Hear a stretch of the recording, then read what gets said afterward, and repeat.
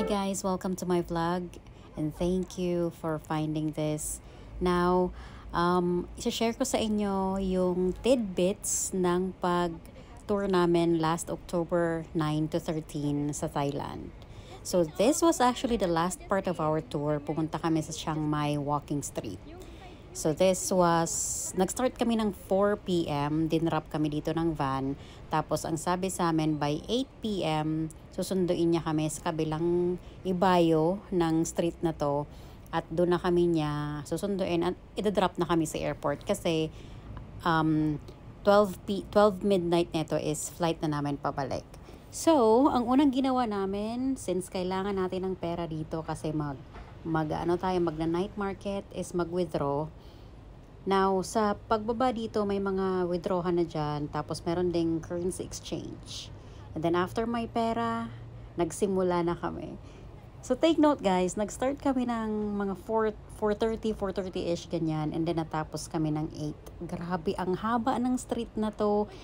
And, kung pupunta kayong Chiang Mai, i-reserve nyo yung mga pagbili nyo ng pasalubong dito na sa street na to. Kasi ang dami, kumpleto sila dito. May pagkain, kahit ano. Yung mga pampasalubong nyo dito na. Ito yung unang nakita namin, yung kandila. Yung mukhang pusang kandila. Tapos iba-iba yung well, wala kaming binili dyan. Next stop, eto. So, basically, ang vlog na to is ipapakita ko sa inyo kung anong may expect nyo sa Chiang Mai Walking Street. So, magkukwento din ako along the way. So, ayan. So, may mga dito, may mga souvenir items mostly. T-shirt, bags, and galingan na lang ninyo sa paghagel or sa pagtawad ng mga presyo. Kasi, yung iba dyan, nagbibigay talaga sila ng tawad. Lalo na pag maraming bibilhin mo. So yun, ang mga mode of payment dito is mostly cash. Kaya kung pupunta kayo dito, maghanda na kayo ng maraming cash. May mga nakita naman ako mga QR codes sila. Ito yung mga kasama ko. Hi Norse. Let's go next. Si Karen. Si Karen is, by the way, this is a joiner tour ng Wonder Twins. Hi guys, thank you Wonder Twins for bringing us here. Ang ganda ng experience namin. So, yun. Back to this. Ito yung, bumili ako ng t-shirts dito, 3. Nakatawad ako doon. Ito, ang ganda nito. Yung t-shirt by the way is $250, pero bumili ako ng 3. Sabi ko, bigay mo na lang sa akin ng $200 yung isa. Binigay naman. Ayun. At ang gaganda ng mga damit din dito. Yung yung kakaiba yung mga tela. Ganyan. Bumili din ako ng isang tote bag kasi hindi nakasya sa tote bag na dala ko. Ayan.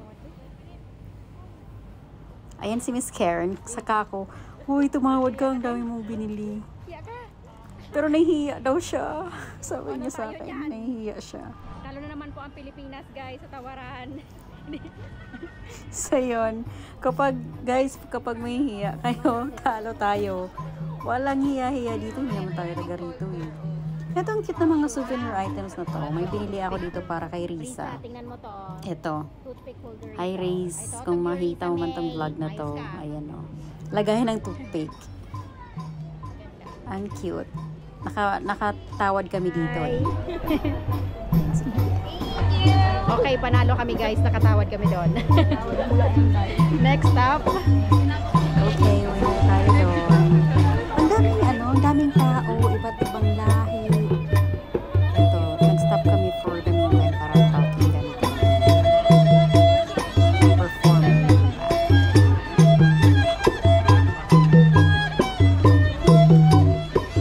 Ayan, so it's a mix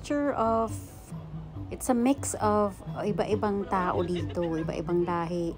Tapos, lahat nandito guys. As in, tiyagaan na lang talaga pag isa-isa sa mga shops. Tapos, grabe, I'm overwhelmed. Nakaka-overwhelm sa Divisoria, pero mas ma-overwhelm ka dito.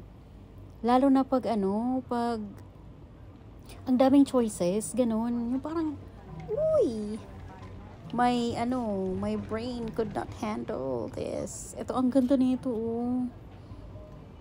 Diba? Panglagay mo sa Christmas tree. Ayan, mga bags, 100 lang. Ito si Norse. sabon naman tong sinisipat niya dyan. And mostly, mga designs dito is mga elephants. Ganyan. Ang gaganda, guys. Nakakatuwa mamili.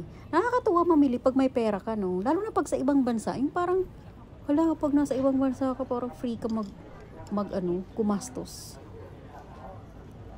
Ang palitan nito is 1 peso. 1.85 baht is equals to 1 peso. Ay, mali. 1. Tama ba? Basta parang 2 ang piso natin sa kanila. So, ito times 2 mo lang yung price na nabibili. Ito, nabili ko yan. Para kay Zusa. Sa aking kapatid. Next up, ito may mga pagkain din. Kung trip nyo mga pagkain, bumili kayo. Pero kami, busog pa kami niyan eh. Nung nag-iikot-ikot kami. Parang ang sasarap din. Ito, bumili ako ng dalandan juice. Kasi uhaw na kami. I'm gonna rate this 9 over 10. Kasi yung lasa niya, yung spritz ba nung yung balat nung dalandan, mas nalalasahan mo siya. Yung zest, So, eto paggabi na niyan, I think this was around mga 6. Ginabi na kami dito. By the way, 10 kami magkakasama. So, we split into groups para maikot yung iba. Kasi yung iba naman ang trip ng kasama namin. So, dito kaming 3. Tapos yung ibang kasama namin, nag-chat na lang kami.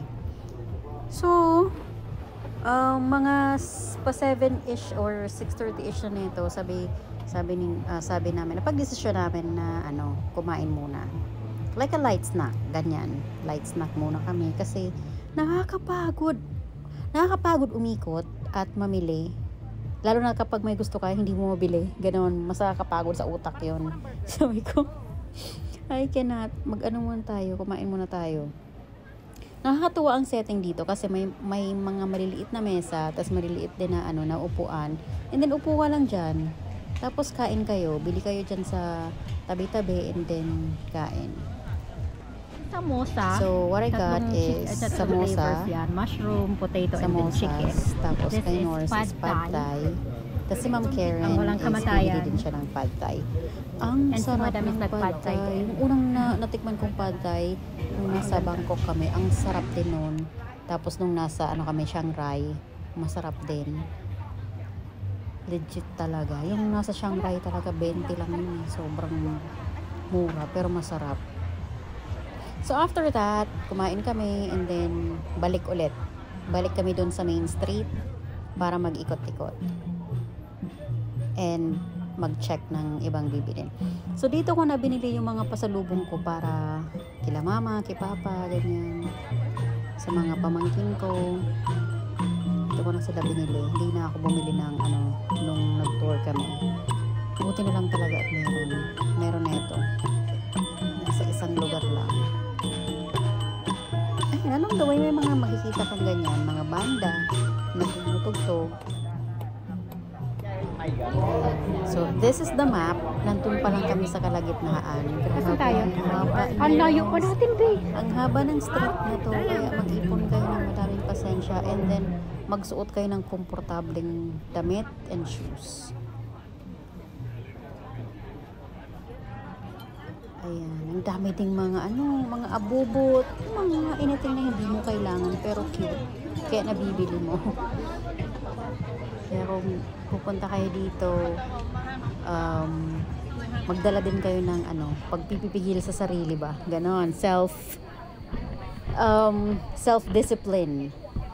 Ganyan. Kasi ang ganda mo. Ubusan ka ng pera dito. Buti na lang talaga cash lang yung kinukuha nila. Kasi kung credit card, ay naku, ang dami ko nang nakaskas dito. So, mga t-shirts pa lang. Ang gaganda kasi.